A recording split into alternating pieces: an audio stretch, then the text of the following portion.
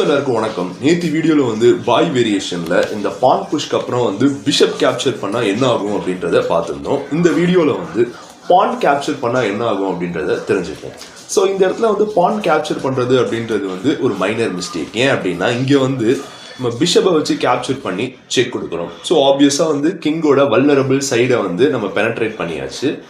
King takes the bishop and இங்கே ஒரு check கொடுக்குறோம். இங்கே பார்த்தீங்க அப்படின்னா டைகனலாக கிங்கை அட்டாக் பண்ணி செக் கொடுக்குறோம்.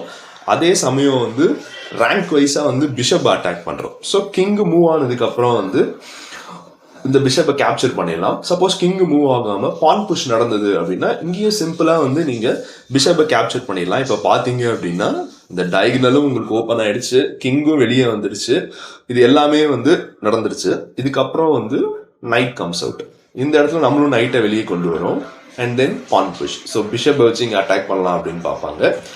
இந்த இடத்துல சிம்பிளாக நம்ம ஒரு செக் கொடுக்குறோம். ஸோ இங்கேருந்து வந்து மோஸ்ட் பிளேட் மூவ் டேட்டா பேஸில் பார்த்தீங்கன்னா பிஷப்பை இங்கே கொண்டு வருவாங்க.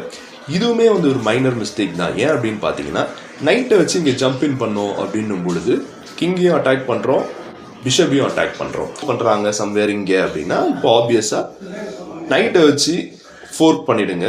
கிங் எங்கே போனாலுமே வந்து நெக்ஸ்ட் மூவ்ல you're obviously winning. So yes, இந்த மாதிரி இன்ட்ரெஸ்டிங்கான வீடியோஸ்க்கு மறக்காம நம்ம சேனலை சப்ஸ்கிரைப் பண்ணி பக்கத்தில் இருக்க பெல் ஐக்கனும் கிளிக் பண்ணிக்கோங்க. ஏதாவது ஒரு டாபிக் டவுட் அப்படின்னா கீழே கமெண்ட் பாக்ஸில் சொல்லுங்கள். தேங்க்ஸ் ஃபார் வாட்சிங் அண்ட் பை.